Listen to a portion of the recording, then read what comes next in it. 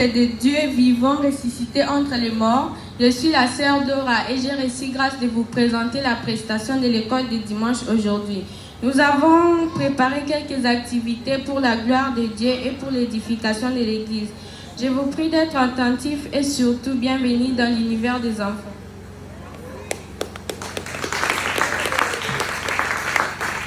Ouvrons les hostilités de notre prestation avec la rubrique verset biblique. Pour 3,16, car Dieu a tant aimé le monde, il a donné son Fils unique, afin que quiconque croit en lui ne périsse pas, mais qui ait la vie éternelle. Jean 3,14-16.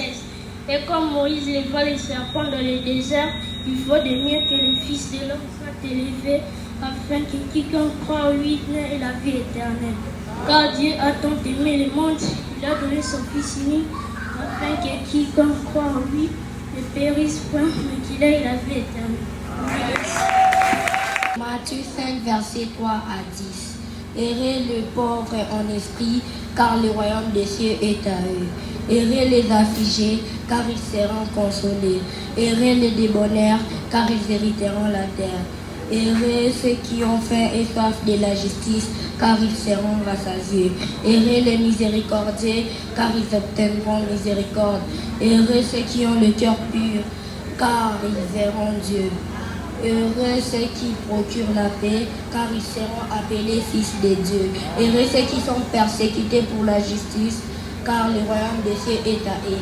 Jean 3, verset 30, il faut qu'ils croissent et que moi je diminue.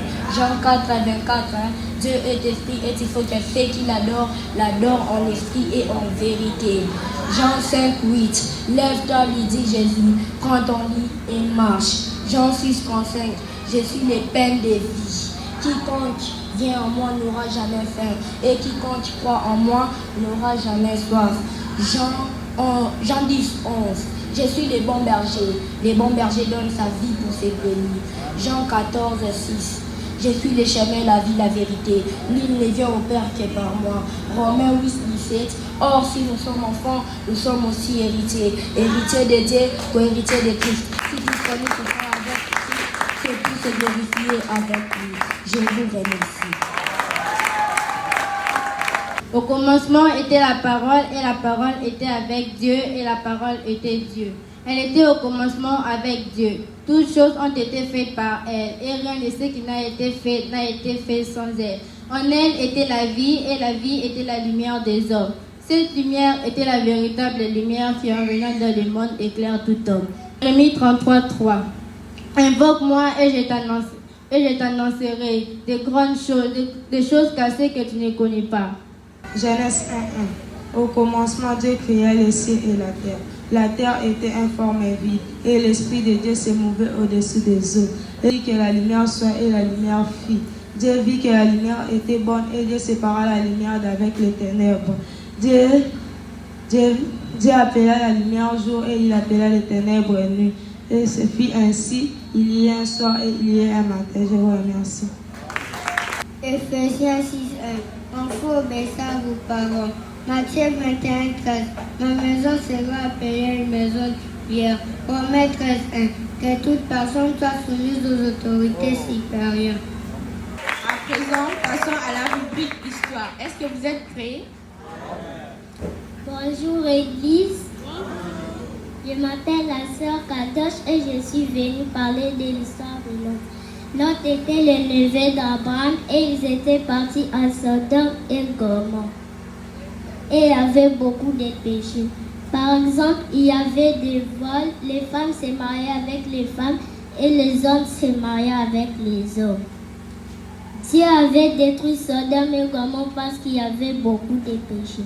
Bien-aimés, Dieu n'aime pas les péchés, Dieu n'aime pas vos péchés, Dieu n'aime pas mes péchés, Dieu n'aime pas tes péchés, Dieu punit les péchés et dans la bonne nouvelle, Dieu pardonne les péchés. Merci.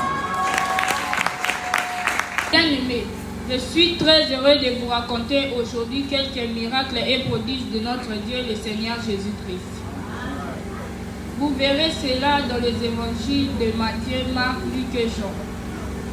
Quand Jésus est venu sur la terre, il a fait beaucoup de choses. Par exemple, il a transformé l'eau en vin. Amen.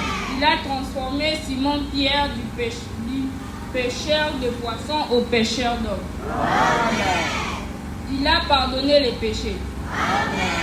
Il a menacé la tempête. Amen. Il a guéri de toutes sortes de maladies. Amen. Il a délivré de toute puissance démoniaque. Amen. Il a fait voir les aveugles. Amen.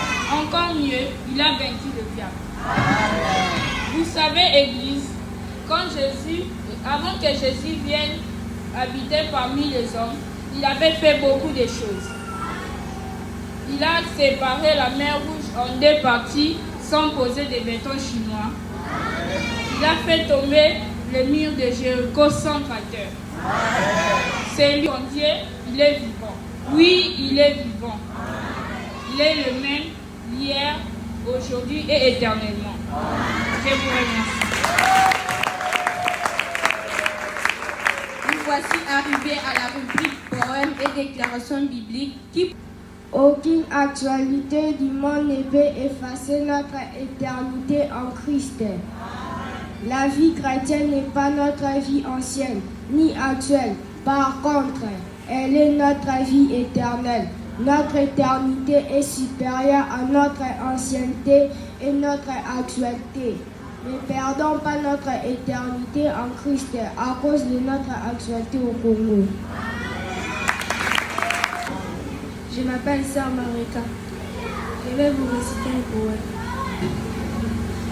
L'Éternel est ma force. Rien au monde va m'affaiblir.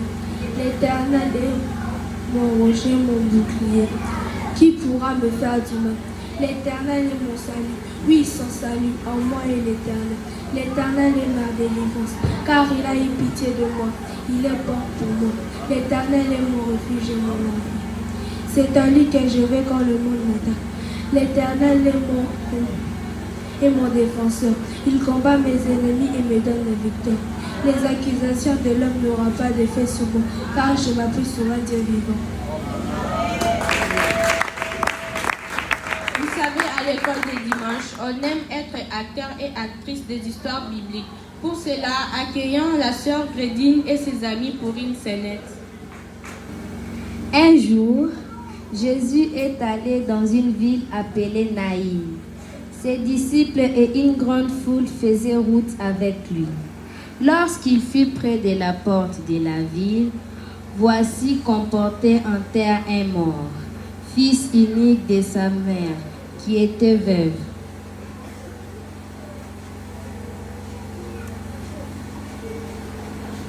En voyant la femme, Jésus fut saisi de compassion pour elle et Jésus lui dit, ne pleure pas. Jésus toucha le cercueil du jeune homme et lui dit, jeune homme, lève-toi.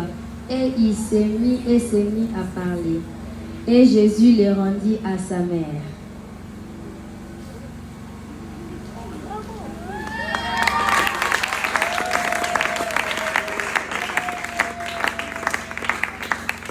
Bien-aimés, vous voyez, tous les cadavres sortaient de Naïm sans revenir. Mais quand c'est Jésus qui fait son entrée, les choses ne sont plus comme avant. Oui, quand Jésus est là, le cours des choses change. Alors si Jésus n'est pas encore dans votre cœur, ouvrez-lui la porte. Et si Jésus est déjà dans ton cœur, garde-le précieusement. Amen. Je vous remercie. Pour boucler, nous allons vous faire vivre la résurrection de Jésus-Christ. Est-ce que vous êtes prêts?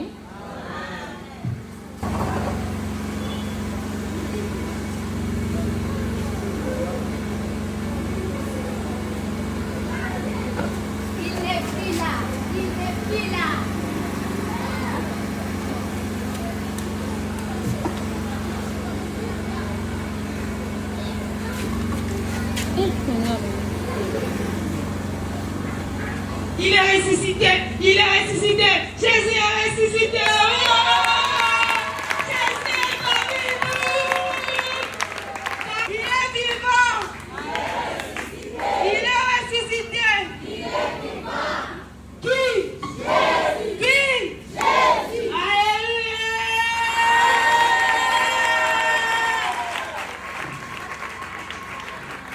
Elle était notre prestation.